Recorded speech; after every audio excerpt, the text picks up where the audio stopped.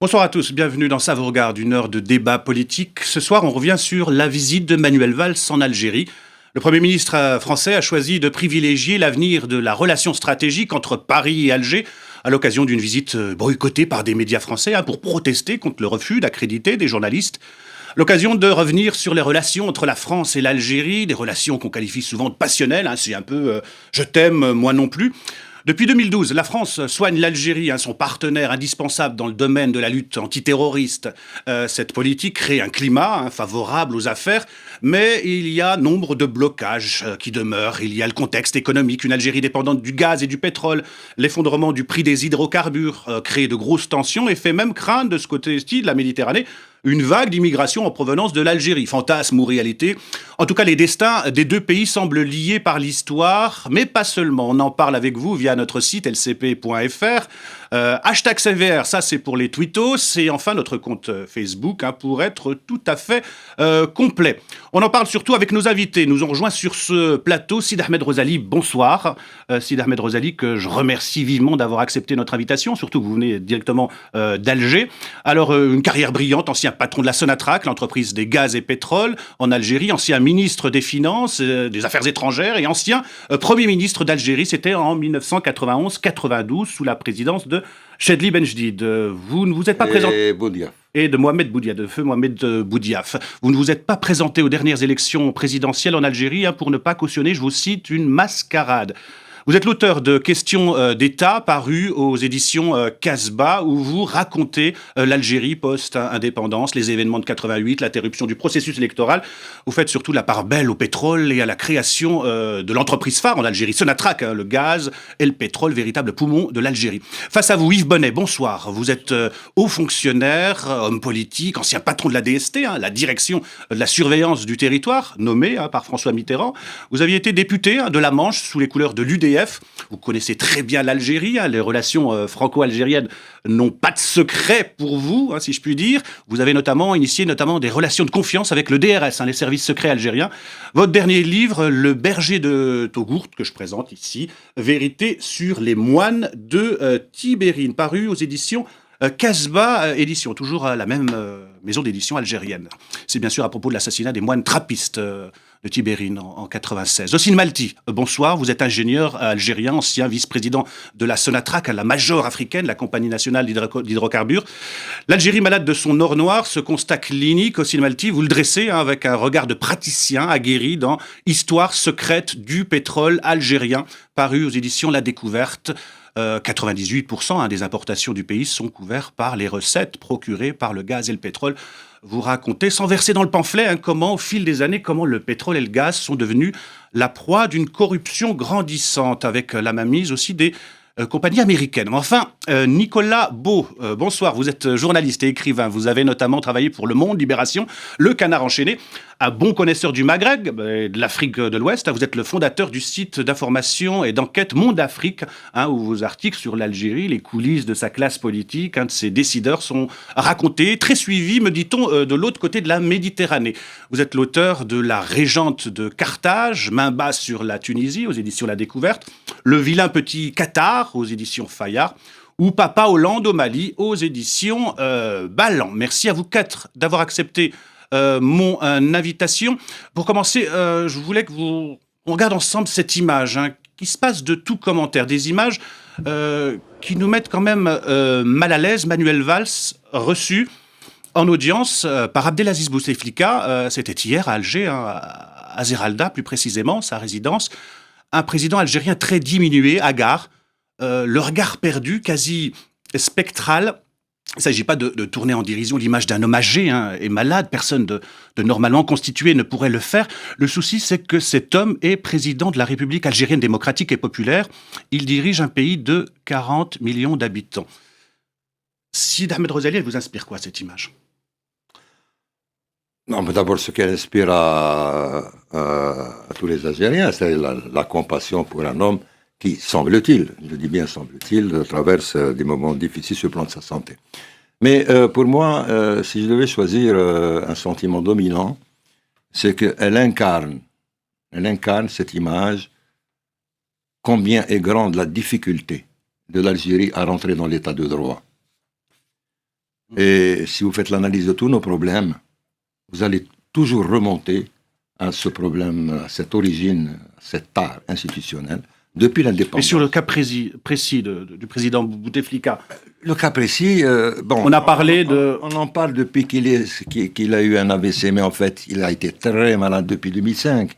Donc, la question de la maladie du président... On a parlé d'atteinte au prestige et à l'honneur de l'institution de la présidence de la République. Est-ce que ça, c'est pas une atteinte au prestige et à l'honneur du président de la République, de le montrer comme ça? Mais ceux qui parlent d'atteinte, il faut voir de qui c'est. Ceux qui parlent d'atteinte au prestige de l'Algérie, le prestige de l'Algérie est terriblement atteint par le fait qu'on a un président qui n'est pas président, qu'on a un président qui est censé être élu par le peuple, mais qui n'a pas été élu par le peuple, n'a jamais été élu par le peuple. Donc, et qu'on a un président qui manifestement, en tout cas selon les apparences, n'a pas les moyens de gouverner, et pourtant l'Algérie est soi-disant gouvernée. Je rappellerai, et ça, on très en parle rapidement, pas, parce qu'on fait le tour de table. je rappellerai qu'en 17 ans de gouvernement, il y a eu 17 gouvernements. M. Bouteflika a nommé 17 gouvernements. Ça, les gens ne le soulignent pas assez quand ils parlent des remaniements auxquels on assiste au DRS. Yves Bonnet, cette image d'un président Elle très diminué. Elle illustre incontestablement la difficulté qu'ont les hommes d'État à quitter le pouvoir et surtout à se choisir ou à aider à la désignation d'un successeur. Maintenant, nous, Français, est-ce que nous avons vraiment le droit de donner des leçons à qui que ce soit? Nous avons connu dans un passé récent des présidents qui étaient sur la has-been, nous avons connu la fin du président Pompidou, la fin du président Mitterrand. Nous avons connu ces périodes de déshérence où, heureusement, derrière, il y a un Premier ministre qui fait bien la tâche. Bon, c'est Facile Malti, c'est un tout mot ce qu'on peut dire. Sur ces images que vous venez de voir. Moi, ce que je dirais, c'est que le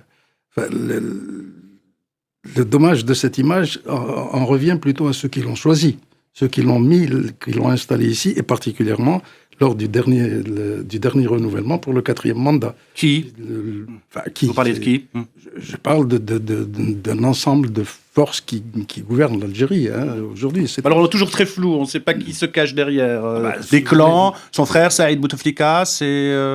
Entre autres, il n'y a pas que lui. On ne sait pas qui, mais ceux qu'il désigne ne sont certainement pas ceux que la Constitution désigne comme devant gouverner l'Algérie. C'est ça le problème de l'Algérie. Nicolas Beau, un Je commentaire. crois que le président Bouteflika est dans l'état intellectuel mental de celui de François Mitterrand à la fin de son deuxième mandat, 93-94, à une grande différence près. Pourtant, Laurent Fabius parle d'une grande alacrité. Non, mais ça, bon, il fait ça. C'est de la diplomatie, c'est du du... travail diplomatique. Mais non, ce qui est grave, c'est qu'il ne parle plus. Il n'a plus parlé au peuple algérien depuis 2012. Et donc, ça devient un pouvoir totalement en apnée. Et en plus, dans une situation très difficile dont on reparlera, crise économique très grave. Et il n'a plus, effectivement, les moyens aujourd'hui physiques, intellectuels, de répondre aux situations d'urgence qui sont celles d'Algérie. Une Algérie en apnée, un pouvoir totalement autiste. Alors, retour sur la visite de Manuel Valls, accompagné d'une dizaine de ministres en Algérie. Une visite boycottée par plusieurs médias français après le refus d'Alger de délivrer des visas. Bastien Bonnefou, du Monde, et Hugo Clément, du Petit Journal. Rien ne doit entraver la relation d'exception entre Paris et Alger, a dit Manuel Valls. Le reportage de François Goulin. Il venait pour discuter gros contrats, mais la polémique a éclipsé le business. Manuel Valls a dû lutter contre l'incendie médiatique créé par le refus des autorités algériennes de délivrer des visas aux journalistes du Monde et du Petit Journal. Mais le Premier ministre a pris garde de ne pas froisser son homologue algérien. J'ai déjà eu l'occasion d'exprimer mes regrets. C'est une décision des autorités algériennes. Les messages sont passés. Tournons-nous vers l'avenir, de manière respectueuse des uns et des autres. Plusieurs médias français avaient boycotté le déplacement de Manuel Valls par solidarité, comme Le Figaro, Libération ou France Inter. Le gouvernement algérien s'est défendu de vouloir intimider la presse. Sachez qu'en Algérie, beaucoup d'efforts, énormément d'efforts ont été faits pour préserver la presse et la liberté d'expression. Un discours bien loin de la réalité pour ce journaliste de Canal+. Jean-Baptiste Rivoire est interdit d'Algérie depuis 1997 pour s'être intéressé de trop près aux agissements du pouvoir. Les techniques des autorités pour faire pression sur les journalistes, il les connaît par cœur. Il y a des tas de stratagèmes qui ont été mis au point pour empêcher la presse de travailler, parce que si la presse travaille, les vérités vont être découvertes. Alors ça va de je te refuse le visa, je te fais miroiter le visa, je te le donne pas selon que tu es gentil. Quand tu viens en tant que télé, je te colle des escortes qui font que tu peux pas parler librement à la population. Moi j'ai travaillé sous escorte en Algérie, c'est insupportable. Les escortes menacent les gens qui voudraient peut-être vous parler. Elles font peur aux témoins. Moi j'ai connu aussi des faux témoins balancés devant les caméras de télé étrangères. Alger est en permanence engagé dans une espèce d'action pour intoxiquer l'opinion et empêcher que l'information circule, et donc le libre exercice de la liberté de la presse est incompatible avec ça. La santé d'Abdelaziz Bouteflika est également scrutée à la loupe par les censeurs algériens. Seuls des morceaux choisis de sa rencontre avec Manuel Valls dimanche ont été diffusés dans le pays. Les images du président algérien qui apparaît très fatigué ont été coupées au montage.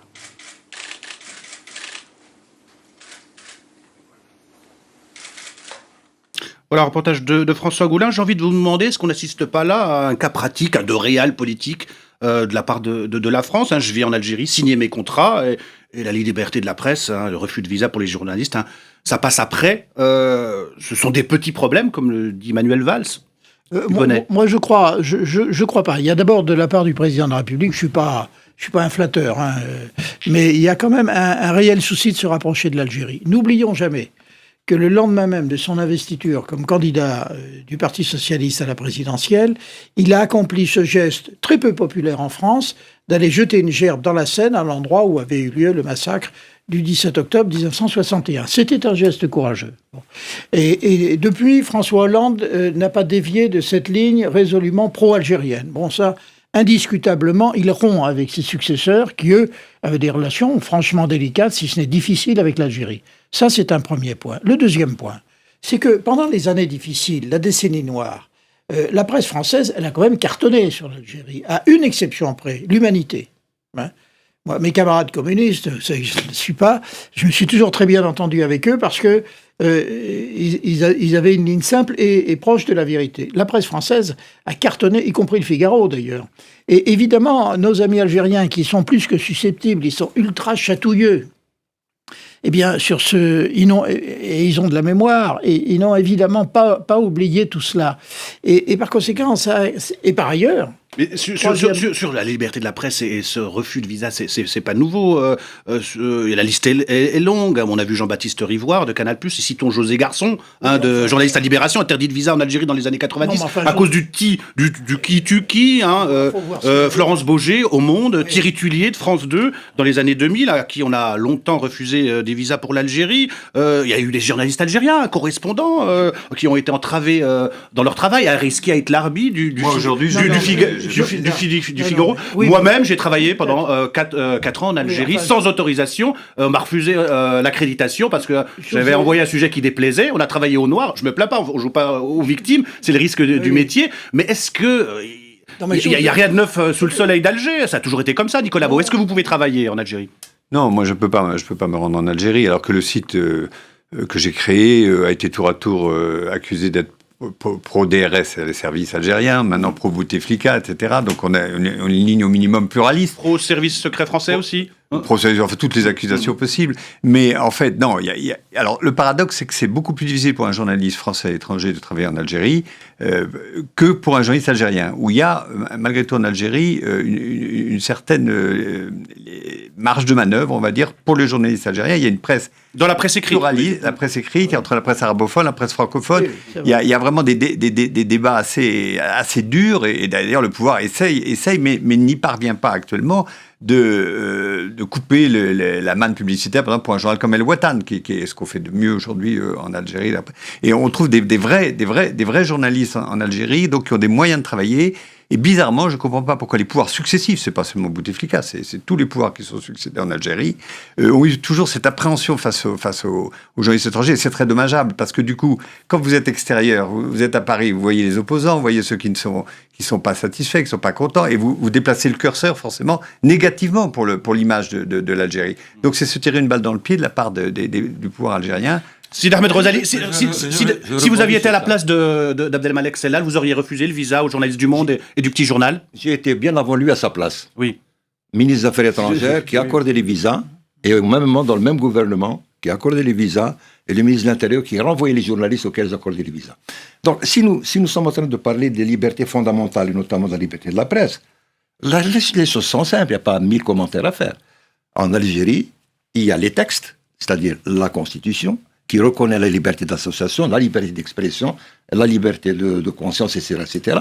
Il y a le discours politique qui dit la même chose, mais il y a la réalité qui est exactement le contraire. C'est ça qui réside la difficulté à comprendre l'Algérie. C'est qu'il y a une opposition totale entre le contenu des lois et des discours politiques, et je suis le président d'un parti qui est approuvé par la loi depuis 15 ans, et qui est interdit de fait, le Front démocratique, et qui est interdit de fait par le gouvernement.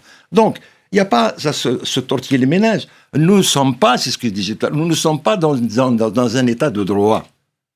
C'est-à-dire où il y a la conformité entre les textes, les lois, le discours politique et la réalité.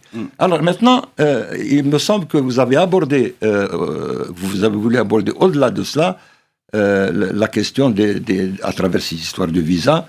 La liberté de la presse. Les relations algéro-françaises, si vous voulez. Non, on va aborder dans une deuxième partie. Là, on reste sur la liberté de la presse. C'est pas compliqué. En tant qu'ambassadeur d'Algérie en France en 1992, j'ai participé à un talk show présidé par Michel Pollack. Il y avait Renard, le nouveau transfist du FN, qui me disait... Robert Ménard me dit, monsieur... Reporter sans frontières, à l'époque. Il y a vu la censure d'un journaliste. Il m'a dit, mais monsieur, ça se fait pas en démocratie. Mais je lui ai dit, mais qui vous a dit que l'Algérie était une démocratie? Le problème est là. Donc il faut le voir en face, c'est tout. Et c'est le problème central d'Algérie. Moi, je crois qu'il y a quand même, je suis tout à fait de l'avis de Nicolas Beau. Je pense qu'il y a une dichotomie là entre, effectivement, le traitement réservé aux journalistes étrangers, surtout les Français, parce qu'ils sont amis algériens, tu le sais bien, vous êtes beaucoup plus susceptibles à l'égard au sujet de ce qui se dit à Paris que ce qui se dit à Washington. Et la presse algérienne qui jouit quand même d'une assez grande liberté. Bon, on lit les articles, la critique, elle est parfois même un peu outrancière de la part de certains journalistes, ce qui est normal, ce qui est leur droit. Maintenant, quand M. Rivoire ou Mme José Garçon viennent se plaindre, ils récoltent ce qu'ils ont semé. Car M. Rivoire, moi j'en parle dans mon livre, a quand même eu sur un certain nombre de sujets, dont les moines de Tibérine, des positions qui sont pour le moins scandaleuses. Il accusait l'armée algérienne d'être derrière. Je me permets de t'interpeller sur ce point-là. Tu connais bien les Algériens, ils sont très chatouilleux et ils n'aiment pas les ingérences étrangères. Mais nous ne sommes pas dans un cas d'ingérence. Parce que dans le nouveau partenariat depuis Barcelone, dans le nouveau partenariat entre l'Algérie et tous les pays européens, et donc la France, il y a que l'état de droit est inscrit comme un pilier de ces accords. Et que lorsque, moi, Algérien, je vous fais des remontrances sur l'état de droit chez vous, je ne m'ingère pas dans vos affaires, je me réfère à un contrat entre nous. Nicolas Beau, on met en cause vos collègues, là, directement? Je veux dire juste un mot sur sur le prétexte que le pouvoir algérien a trouvé pour refuser Je vais vous le montrer, regardez. La fameuse une du Monde qui a provoqué la colère du président Bouteflika ou de ses proches. Si on peut voir la une du Monde, voilà, Bouteflika aux côtés de Vladimir Poutine ou de Mohamed VI. Bouteflika, alors que son nom n'est jamais cité dans l'affaire. C'est plutôt ses proches qui sont mis en cause, dont le ministre de l'Industrie, Abdeslam Bouchouareb, qui aurait détenu des sociétés établies au Panama, selon le journal Le Monde. Donc pas de Bouteflika. Non, on aurait pu mettre la photo du président Hollande parce que M. Bouchouareb est connu pour représenter à Alger les intérêts français. Il a un très bel appartement qui donne sur les bords de Seine et il est vraiment l'homme des Français à Alger. Donc le Monde aurait dû mettre la photo de François Hollande. Non, mais, Il y a d'autres unes qui n'étaient pas tendres avec l'Algérie. Regardez, la presse française n'a pas été tendre avec le président algérien. Regardez ce dossier spécial paru il y a quelques semaines dans le Parisien aujourd'hui en France. L'Algérie ne sait pas où elle va, explique votre quotidien. Un président malade et muet, une économie mal en point. L'Algérie navigue à vue.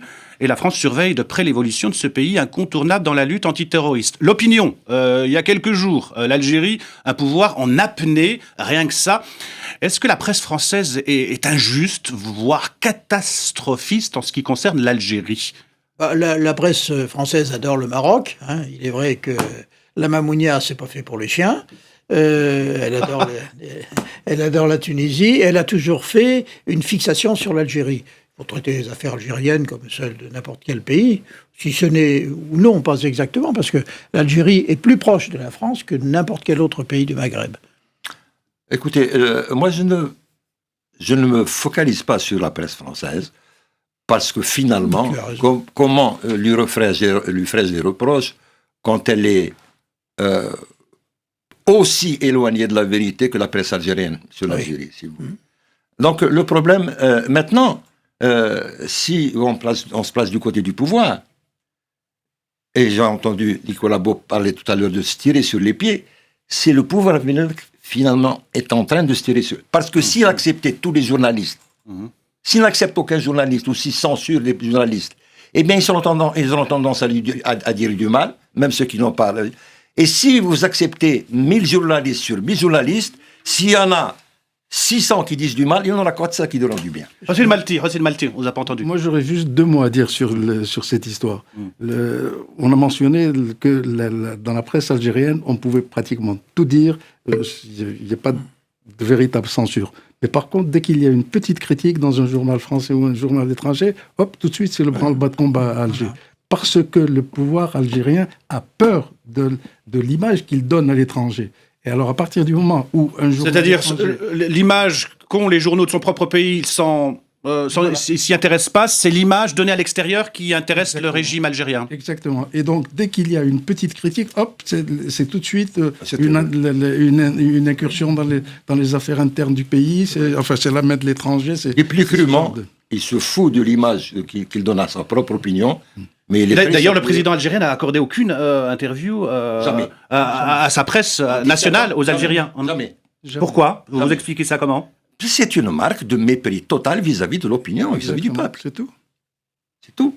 Et tandis que les interviews qu'on donne à l'étranger, c'est pour la com, pour soigner sa communication, ce qui est tout à fait illusoire. On ne trompe pas le monde occidental par des opérations de com. Il est beaucoup plus fort que nous en communication. Très rapidement, on va passer au dossier. Un détail. Lorsque j'étais directeur de la DST, il y a 30 ans, j'avais proposé que un certain nombre de catégories socio-professionnelles d'Algériens soient dispensées de visa, parmi lesquels les journalistes. Et je l'avais proposé au ministre de l'Intérieur de l'époque, en disant ça c'est une mesure de libéralisation, les Algériens suivront ou ne suivront pas, mais nous dans une période comme celle que nous connaissons... C'est largement vrai, les journalistes algériens viennent facilement à Paris. Voilà, oui, mais ils doivent quand même avoir des visas. Mais supprimons les visas. Généralement, ils leur sont accordés. Vous serez bien d'accord avec moi que ça serait mieux de supprimer les visas pour les journalistes de manière générale, et singulièrement entre nos deux pays. Oui. Messieurs, passons maintenant aux choses sérieuses, comme dirait un ancien présentateur algérien. La visite du Premier ministre, ça vous rappelle des souvenirs ? El Hachmi Souami, je crois qu'il s'appelait. Oui. La visite du Premier ministre français intervient dans un contexte de crise économique. L'Algérie connaît un coup de frein de son taux de croissance et du fait de l'effondrement du prix du pétrole, ce qui pénalise son commerce extérieur et sa consommation. Notre reportage avec les analyses de Smaïl Goumeziane, c'est un ancien ministre du commerce extérieur, Francis Perrin, spécialiste gaz et pétrole, et Jean-Pierre Chevènement. Regardez. À son indépendance en 1962, l'Algérie était plus riche que la Corée du Sud. Les dirigeants politiques étaient pour une grande partie les mêmes qu'aujourd'hui. Ici, Abdelaziz Bouteflika, jeune ministre des Affaires étrangères dans les années 60. Aujourd'hui, plus de 50 ans après, Alger pointe au 94e rang mondial en termes de développement. Séoul, lui, est à la 14e place. Que s'est-il passé ? En 50 ans, pratiquement rien. Un système rentier qui dure, le financement des dépenses publiques par les revenus du pétrole et du gaz, pas de diversification de l'économie. Aujourd'hui, les prix du gaz et du pétrole sont historiquement bas. et c'est toute l'économie algérienne qui tousse. Une potentielle bombe à retardement. La crainte, si les cours restent bas, c'est l'émergence de très fortes revendications sociales qui entraîneraient une crise politique. Selon d'autres experts, on pense qu'au niveau des réserves d'argent que nous avons, on pourrait tenir entre 6 et 12 mois. Maintenant, à partir d'aujourd'hui ? À partir d'aujourd'hui, ce qu'il faudrait donc, c'est, et d'aucuns y pensent déjà, y compris au niveau des autorités, on pense d'ores et déjà à des possibilités de recourir à l'endettement interne ou à l'endettement externe. Avec la baisse du prix du pétrole, les experts prévoient une remontée du chômage, une baisse du pouvoir d'achat et des difficultés d'accès à la protection sociale. Pour en finir, des spécialistes préconisent de mettre fin au tout pétrole et gaz et de réfléchir à d'autres investissements productifs. Il faut relancer l'agriculture. Le potentiel agricole de l'Algérie est bien connu depuis évidemment très longtemps, même depuis l'Antiquité, sans aller en tout cas aussi loin. L'Algérie a un potentiel en termes de tourisme tout à fait considérable. Des cadres ingénieurs algériens réussissent partout dans le monde et font le bonheur des sociétés étrangères qui les emploient en Amérique du Nord, en Europe, au Moyen-Orient, etc. Il n'y a pas de raison que si on aide le secteur privé, mais véritablement si on l'aide, si on ne lui met pas toutes les 5 minutes des bâtons dans les roues, si le système bancaire est véritablement mis au service d'investissements productifs, si on renonce à certaines rentes de situation sur le plan commercial, en termes d'importation, évidemment c'est facile d'importer et puis d'être là et d'attendre que l'argent tombe que de se mettre à investir de façon productive. Colloque à Paris sur le thème « Algérie, quelle transition ?» Parmi les meilleurs défenseurs du régime algérien, Jean-Pierre Chevènement. L'ancien ministre a gardé des liens très proches avec l'Algérie, un pays qui ne va pas si mal que cela, si on l'écoute. Il est incontestable, et c'est ce que je dis souvent à mes amis algériens, intellectuels, romanciers, journalistes et autres, qui m'arrive aussi de rencontrer, je leur dis, vous avez quand même la chance d'avoir un État. Et oui, ça peut paraître rien, mais il vaut mieux avoir un État que de ne pas en avoir. Parce que l'absence d'État, c'est la catastrophe. Or, il y a un État algérien avec une administration territoriale de bonne qualité. Est-ce que c'est le rôle de la France de soutenir une dictature soft, certes, mais dictateur quand même ? Je pars du principe de non-ingérence. C'est-à-dire que nous n'avons pas à nous prononcer sur le régime de tel ou tel pays, etc. Je me suis borné à quelques constatations objectives, c'est qu'effectivement, c'est un système pluripolaire, pas très simple à résumer, assez complexe, et qui a une certaine plasticité. Mais je ne dirai rien de plus, parce qu'il ne m'appartient pas. Ce qui nous intéresse, c'est la stabilité, alors, de ce régime. La stabilité est souhaitable pour le peuple algérien d'abord, qui ne souhaite pas renouer avec les troubles de la décennie 1990. Une guerre civile qui avait fait plus de 200 000 morts à l'époque. Il faut aussi garder de bonnes relations avec Alger, incontournable dans la lutte contre le terrorisme. Il s'agit aussi d'éviter toute déstabilisation pour empêcher une nouvelle vague migratoire. Avec un président malade et muet, une économie mal en point, l'Algérie navigue à vue. La France surveille de près l'évolution de ce pays. L'ancien président algérien Boumedienne le disait autrement, les relations franco-algériennes peuvent être bonnes ou mauvaises, elles ne sont jamais banales. Les objectifs en tout cas semblent être les mêmes pour Paris et Alger. La sortie du tunnel pour l'Algérie. Voilà, la sortie du tunnel pour l'Algérie. Question toute simple, le baril du pétrole est à $40 aujourd'hui, si je ne m'abuse, des prix historiquement bas. Combien de temps peut tenir l'Algérie ? C'est une Malti. Actuellement, ce qu'ils appellent le fonds de régulation des recettes, c'est un fonds qui a été constitué dans lequel ils mettent toutes les recettes en provenance de l'impôt au-delà des $37 le baril. Alors, ce fonds-là devrait disparaître d'ici la fin de l'année. À côté de cela, il y a les réserves de change. Alors, les réserves de change, il y a 2 ans, début 2014, elles étaient de l'ordre de 200 millions de dollars, 194 exactement, je crois. Aujourd'hui, elles sont à 130. Donc, il y a déjà un peu plus de 60 milliards qui sont partis. Alors, à ce rythme-là, et si les prix du pétrole... Combien peut tenir, très rapidement, oui. 2 ans maximum. 2 ans maximum. 2 ans maximum. Après ça, c'est le FMI. On va taper à la porte du FMI. Yves Bonnet? Oui, ben ça c'est un épisode de la guerre du pétrole. Alors là, il faut regarder un petit peu plus à l'est. La politique de l'Arabie Saoudite et celle des États-Unis, c'est tout simplement suicidaire. Et c'est suicidaire pour l'économie mondiale. Maintenir les cours du pétrole au niveau actuel est d'une absurdité totale. Alors, on connaît, on ne va pas faire un débat sur l'Arabie Saoudite et sur la politique américaine, ils sont directement responsables de ceci, et ils sont en train de créer pour d'autres, pas seulement pour l'Algérie, mais pour l'Iran, pour la Russie, pour le Venezuela, ils sont en train de créer les conditions d'un clash mondial que nous aurons tous à payer. Ceci étant, l'Algérie, à mon avis, a loupé dans les années 90, mais il est vrai que le contexte ne s'y prêtait pas, le virage nucléaire. Moi, j'en avais à l'époque parlé au ministre Ben Achnou, que tu connais bien.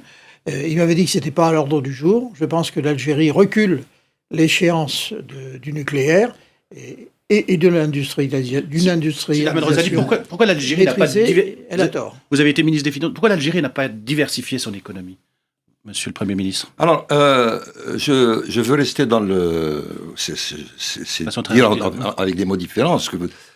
D'un côté, nous voyez bien, on a parlé de crise en Algérie, comme si c'était quelque chose de nouveau, et puis on est passé directement au prix du pétrole, en faisant le lien, en laissant entendre que la crise est due au prix du pétrole. Ça, c'est la stratégie du gouvernement algérien, du pouvoir algérien, qui est en train de préparer, depuis 2 ou 3 ans, les Algériens. Le pétrole et le gaz, c'est quand même 98% des recettes. Et bien justement, et c'est là qu'est le problème. Le pouvoir politique algérien est en train de préparer les Algériens, le peuple algérien, à une réduction drastique, tragique, dramatique du train de vie, en leur faisant comprendre que la cause de ça, c'est le prix du pétrole. Et c'est là que réside le mensonge.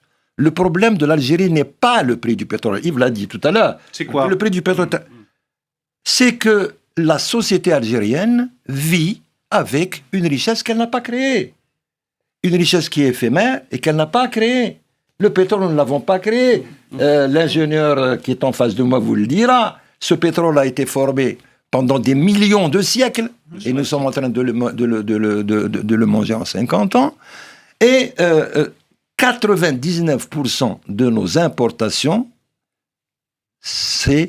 nous les finançons avec une richesse que nous n'avons pas créée. 75% du budget de l'État, Houssine Malti a parlé tout à l'heure du fonds de stabilisation, 75% viennent directement de la fiscalité pétrolière. Donc, la tragédie, je veux dire, le scandale, et qui est en même temps une tragédie, le problème de l'Algérie, ce n'est pas le prix du pétrole, c'est que le gouvernement est totalement en faillite. Mais pourquoi on n'a pas diversifié? Vous avez été aux affaires. Vous pouvez pas vous étiez aux affaires. J'ai été ministre des Finances. Vous voulez que je vous ministre? Oui. Non, mais vous avez été aux affaires. Vous pouvez pas vous dédouaner non plus. Comment vous avez fait partie du sérail. Vous utilisez les arguments. Je vous pose la question. Non, dites-moi que l'argument... C'est la question que se pose. Dites-moi que l'argument que je présente est faux et vrai, d'accord. Mais ne répondez pas, ne faites pas de foi. je vous pose la question. Vous êtes responsable. Non, je vous pose la question. Je ne suis pas responsable de ça. Non, monsieur, je ne suis pas responsable de ça.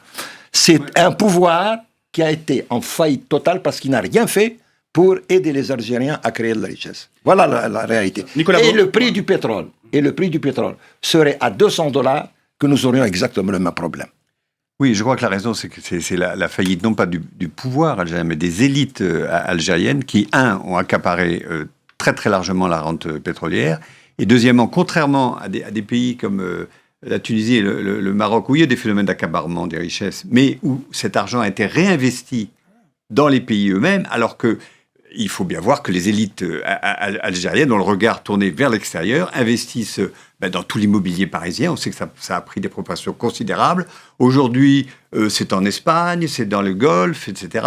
Et il n'y a pas eu, contrairement à ce pays qui est un pays profondément nationaliste, où le peuple algérien aime son pays, etc., eh bien, je crois que les élites algériennes l'ont quelque part abandonné et se projettent à l'extérieur. D'ailleurs, leurs enfants font leurs études à l'extérieur, ils vont en vacances loin de l'Algérie, et il a une fuite des cerveaux considérable, qui est bien plus grande qu'au Maroc, qui est bien plus grande qu'en Tunisie. Les Algériens ingénieurs dont on parlait tout à l'heure, qui travaillent qui sont compétents, qui sont talentueux, ingénieurs, que ce soit aussi des professeurs ou des médecins. Notre système médical en France, notre système d'enseignement dans les collèges repose sur des Algériens, parce que toutes ces élites quittent le pays. Et là, il y a une espèce de vide politique et culturel algérien qui fait fuir les meilleurs. Wassile Malti, dans votre livre « Histoire secrète du pétrole algérien », vous dénoncez la corruption qui entoure l'or noir et le gaz, et la mainmise des Américains. Qu'est-ce que vous voulez dire ? D'abord, l'industrie pétrolière, d'une manière générale, est une industrie américaine. Donc, vous retrouvez les Américains partout. Ça, c'est le point de départ. Mais ceci étant, depuis l'arrivée de M. Bouteflika à la tête en tant que président de la République algérienne, le secteur pétrolier on a failli le transférer totalement aux entreprises américaines en 2002, quand il y a eu la première loi sur les hydrocarbures, qui a été annulée finalement 4 ans plus tard, en 2006. Et la loi sur les hydrocarbures qui devait donc faire entrer les sociétés américaines, elles pouvaient exploiter le sous-sol. Qui a été proposée en 2002, celle que l'on a appelée la loi de Cheikh Khalil, le fameux ministre de l'énergie, est une reproduction complète de la doctrine américaine qui avait été établie par George Bush à ce moment-là, pour ce qui est de l'exploitation pétrolière aux États-Unis et dans le monde. Et 30% pour Sonatrach et tout le reste pour les entreprises américaines, en gros, c'est ça. Non, la loi disait que toute entreprise qui a les moyens techniques et financiers pour entreprendre de la recherche pétrolière peut venir s'installer en Algérie, avec pour seule obligation de proposer à la Sonatrach une participation de 20 à 30% maximum sur donc ou les gisements qu'elle découvre. C'est une dénationalisation. Une dénationalisation. Et la Sonatrach disposait de 20 jours pour accepter ou rejeter l'offre. Bon, c'est pas passé. C'est pas passé parce qu'il y a eu une bataille de clans. Mais elle a failli passer cette loi, et une fois qu'elle a été... Mais elle est passée. Oui, mais un an après, elle est passée. Elle a été promulguée. Elle a été promulguée en 2005. Elle a été gelée une première fois en 2003, puis elle a été promulguée en 2005. Regardez ces images, c'est peut-être l'un des responsables. C'est Cheikh Khalil, le ministre de l'énergie algérien de 1999 à 2010. Si on peut voir les images, voilà, en fuite depuis 3 ans et soupçonné de corruption. On parle d'un versement de 200 millions d'euros par une compagnie italienne, CPEM, en pot de vin à des proches de Khalil, en échange de 8 milliards d'euros de contrats signés avec Sonatrach. Un procès est en cours en Italie. Il est revenu en grande pompe, accueilli dans une zaouïa, une confrérie de l'islam soufi, du côté de Djelfa. Ça a été pris en Algérie comme une provocation, la preuve de l'impunité dont jouissent les proches du chef de l'État. Sid Ahmed Rosalis, c'est une affaire d'enterrer l'affaire Sonatrach en Algérie, cet accueil en grande pompe de l'ancien ministre de l'énergie. Moi, je me méfie toujours de toutes les opérations de com qui consistent à focaliser sur une personne. Vous l'avez dit. Il est présumé innocent. Oui, justement, mais je m'en tire au fait. S'il est présumé innocent, ça ne veut pas dire qu'il est innocent. Bon, mais de toutes les manières, le problème ne se pose pas là. Il y a un procès, c'est des faits, qui se déroule en Italie et qui a établi qu'il y a une commission de 200 millions d'euros qui a été perçue sur le dos de qui ? Sur le dos du contribuable algérien. Donc la question qui se pose, c'est pas de savoir si X ou Y est innocent ou coupable. La question qui se pose et qui démontre qu'il y a un scandale derrière, c'est que l'État ne s'est pas constitué partie civile. On revient toujours à la question de l'état de droit, finalement. Et oui, mais c'est-à-dire, en restant aux faits, il y a une commission qui est énorme. Il y a eu un procureur qui a été chargé quand même. Il a été limogé. Oui, mais il a été limogé. Donc, le fait même que le pouvoir algérien, l'État algérien ne bouge pas, est déjà au moins une défaillance très grave. Deuxièmement, cette commission a été payée, ça s'est établi, dans un secteur qui a été dirigé par une personne connue pendant 12 ans. Donc, il était le responsable durant les faits. La moindre des choses, c'est qu'on l'écoute en tant que témoin. On n'a pas le droit de l'accuser tant que la démonstration est faite. Mais on l'écoute pas, on ne se porte pas partie civile devant un acte. Donc, il y a certainement au moins complaisance, sinon complicité, de l'État algérien dans une affaire de corruption. Chakib Khalil, c'est un proche du président Bouteflika, c'est un ami d'enfance qu'on veut protéger. C'est quoi? Ben oui, bien entendu. Non, mais vous parlez du retour de Chakib Khalil. Moi, je pense qu'il y a beaucoup plus grave que ça. C'est pas uniquement le réhabiliter, mais je crois qu'on le destine à quelque chose d'autre. Ben, je ne sais pas, parce que vous savez, il y a des choses qui ne trompent pas. Bouteflika, à chacune de ses campagnes électorales, il les a démarrées dans une zaouïa. Et il s'appuie uniquement sur les zaouïas pour renforcer son pouvoir. Or là... Les confréries religieuses. Ouais. Oui, voilà ce gars-là qui débarque à Alger, et la première des choses qu'il fait, il va avoir une zaouïa. C'est quoi alors? C'est le futur Premier ministre, le futur président de la République algérienne, Chakib Khalil? Peut-être. Alors, je ne sais pas. Il arrive à Alger, la première chose qu'il dit, je n'ai que la nationalité algérienne. Alors que, bon... Tout le monde sait qu'il a la nationalité américaine. Mais néanmoins, il insiste tout de suite là-dessus parce qu'il y a une nouvelle constitution qui a été passée qui spécifie, entre autres, que pour certains postes, le problème de la nationalité est important. Donc, moi, je vois quelque chose de beaucoup plus important que simplement sa réhabilitation. Nicolas Beau, en Algérie, l'argent du pétrole passe par l'offshore, par la corruption? Oui, naturellement. L'affaire italienne le prouve. Mais je voulais revenir sur Chakib Khalil. Bouteflika voulait nommer Premier ministre en 2009-2010. C'est à ce moment-là qu'il a été éclaboussé par une affaire judiciaire qui a été largement montée par des clans qui ne voulaient pas de son arrivée comme chef du gouvernement. Et aujourd'hui, on parle de lui déjà comme conseiller de Bouteflika. Et au-delà de tout ça, il y a quand même une grande indécence à avoir... mis en scène son retour, alors que, de fait, il y a des charges très lourdes qui pèsent contre lui. Et effectivement, pour l'expliquer, on est malheureusement obligé d'imaginer des scénarios comme celui dont on vient de parler, c'est-à-dire est-ce que c'est les intérêts américains, dont Chakib Khalil est très proche, qui ont permis cette mise en scène absolument incroyable à laquelle on a assisté. Ce sont les intérêts américains? Est-ce que ça a des implications politiques en Algérie, ces intérêts américains? Le dégommage du général Toufik, l'ancien patron des services secrets, est-ce qu'il est lié avec ces intérêts américains? Hossein Malti. Pour moi, oui. Pourquoi? Ce sont les Américains qui ont dicté les Américains qui auraient dégommé le général Toufik? En tout cas, qui ont suggéré. Pourquoi? Parce qu'il y a eu deux choses. Il y a eu Tigentourine d'abord. Et à Tigentourine, il y a la prise d'otage la mort de 38 occidentaux dans le désert algérien.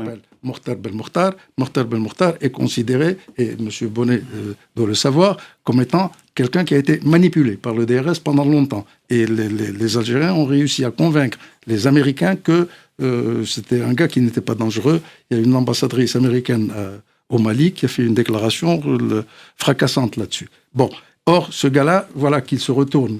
Quelqu'un qui était manipulé, il se retourne contre eux et il fait ce qu'il a fait à Tigentourine. Et souvenez-vous, juste après ça, on a attendu des mois que M. Bouteflika rentre de maladie de France. Et à ce moment-là, il y a eu toute une série de décisions qui ont été prises. Évidemment, on a dit, bon, c'est le président de la République qui a décidé. Bien entendu, c'est lui qui a signé les décrets. Mais quand on sait tout ce qu'avaient fait les BP, Statoil, le MI6, la CIA qui a intervenu, tout ce qu'ils ont préparé, ils voulaient instaurer, mettre des sociétés de sécurité étrangères. Ils voulaient, il y a toute une série de choses qui prouvent que ce sont eux qui ont dit, bon, ça suffit. Ça. Philippe Bonnet ? Oui, c'est l'affaire d'Ina Menas, mais moi je trouve qu'elle a, personnellement, c'est mon avis d'expert, entre guillemets, c'est qu'elle n'a pas été mal gérée par l'Algérie, elle a même été bien gérée. Ils sont passés à l'assaut, directement. Il y a eu 38 victimes. Non, il y en a eu 38, oui, mais enfin, il y avait des milliers de personnes. Bon. Et je pense que très peu de gens auraient fait beaucoup mieux. Non, je pense que c'est une affaire que l'Algérie a bien gérée. Bon, et il faut la resituer d'ailleurs dans un contexte. Ça aussi, il faut rappeler ce contexte général d'une coopération opérationnelle, excusez-moi, faire un peu de tautologie, mais entre la France et l'Algérie, qui est quelque chose de très nouveau, qui est quelque chose de tout à fait efficient. Et si la situation ne s'est pas dégradée, c'est même largement rétabli, rien n'est acquis, ça, c'est clair. En Afrique subsaharienne, c'est bien parce que la France et l'Algérie coopèrent de manière tout à fait efficace. Maintenant, On a besoin de l'Algérie dans la lutte contre le terrorisme, au Sahel, en Libye et en France aussi. Oui, alors d'abord, sur la Libye, nous, on n'est pas très bien placés pour en parler. Après la brillante initiative de M. Sarkozy, qui a foutu le bordel dans toute l'Afrique, rien que ça. Mais on ne peut pas se passer de l'Algérie, et nous sommes aussi, nous, pour l'Algérie, un allié puissant. Parce que les Français ont un savoir-faire en Afrique subsaharienne qu'aucun autre pays ne possède. Je le dis sans aucun chauvinisme. Alors, quand on a parlé à propos de l'affaire Shakib Khalil, on a parlé des intérêts américains. Je voudrais simplement qu'on fasse le distinguo. On a tendance à confondre intérêts américains, c'est pas d'intérêts nationaux, qui ont leur propre légitimité. Là, on parlait etc. des multinationales américaines. Hein. Ni même les multinationales. Il s'agit de ce que Eisenhower a dénommé le complexe militaro-industriel. C'est-à-dire ce sont les grandes industries, les fabricants d'armement et les pétroliers. Et les pétroliers. Et ça, il faut ajouter que ce sont des intérêts illégitimes. Et le premier à les avoir dénoncés, à avoir mis en garde le peuple américain contre ces intérêts-là, c'est Eisenhower lui-même, militaire de son État, président 2 fois, et dans son message d'adieu à la nation américaine qui était très court, il a dit « Je vous mets en garde », il s'adresse aux Américains, contre la menace de l'avenir contre notre démocratie, c'est le complexe militaro-industriel. Alors, quand on parle d'implication de ces intérêts, vous retrouvez les mêmes. Vous retrouvez même un ancien président des États-Unis, vous les retrouvez en Irak, comme vous les retrouvez en Algérie. Ce sont des intérêts illégitimes, ce sont des intérêts sectoriels illégitimes. Et c'est pour ça que leur intervention se traduit toujours par une généralisation de la corruption. C'est bien connu, les États n'ont pas d'amis, donc des intérêts. Il y a les intérêts français. Comment vous voyez les relations franco-algériennes au niveau des affaires ? Il y a eu des contrats signés lors de la visite de Manuel Valls, un train express régional du côté d'Annaba, une usine Peugeot qui doit arriver, ça n'a pas été signé. Mais si vous me demandiez de définir les intérêts... c'est gagnant-gagnant ou pas ? Des relations algéro-françaises, elles sont bonnes lorsqu'elles servent les populations françaises et les populations algériennes. Je trouve que jusqu'à maintenant, ces relations sont très en deçà du niveau que méritent nos potentialités d'échange entre Maghrébins et notamment Algériens et les Français. C'est pas des contrats avec le CAC 40, c'est pas le contrat genre cette usine Renault. L'usine Renault, il y a 60 ans, du temps de la colonisation, du temps du général de Gaulle, elle fabriquait une voiture avec 40% d'intégration. Maintenant, nous présentons comme un fleuron de la coopération industrielle des voitures en pièces détachées. Voilà. Nicolas Beau. Non, je ne suis pas tout à fait d'accord avec M. Bonnet sur cette coopération exemplaire avec la France, parce que je pense que François Hollande a privilégié vraiment la relation avec Bouteflika et seulement Bouteflika. Et par exemple, ceux qui s'occupaient vraiment de la politique africaine et antiterroriste, c'était traditionnellement le DRS, c'était les services algériens, qui au Mali, au Niger, etc., étaient présents. Et ils étaient absolument, majoritairement, totalement contre l'opération Serval au Mali. Ça, j'en suis absolument certain. J'ai eu des confidences très précises là-dessus. Les Français le savaient. Ils sont passés en force par cette relation avec Bouteflika, qui, à l'époque, voulait décapiter le DRS. C'était dans sa guéguerre avec les services. Donc, les Français ont pu passer en force. Mais ils ne l'ont pas fait du tout avec l'appui vraiment réel de l'appareil des services algériens. Et je pense qu'aujourd'hui, la coopération pourrait être bien meilleure. On n'a pas les mêmes échos. Vous n'avez pas les mêmes sources. Hein. Non. Si, la source du journaliste. Oui, non, il connaît mes sources. Question essentielle, est-ce que l'Algérie est à un tournant aujourd'hui ? Le système politique est bouché. La succession à Abdelaziz Bouteflika, on ne la voit pas aujourd'hui. Est-ce que l'est un tournant où va l'Algérie, en fait, Yassine Malti ?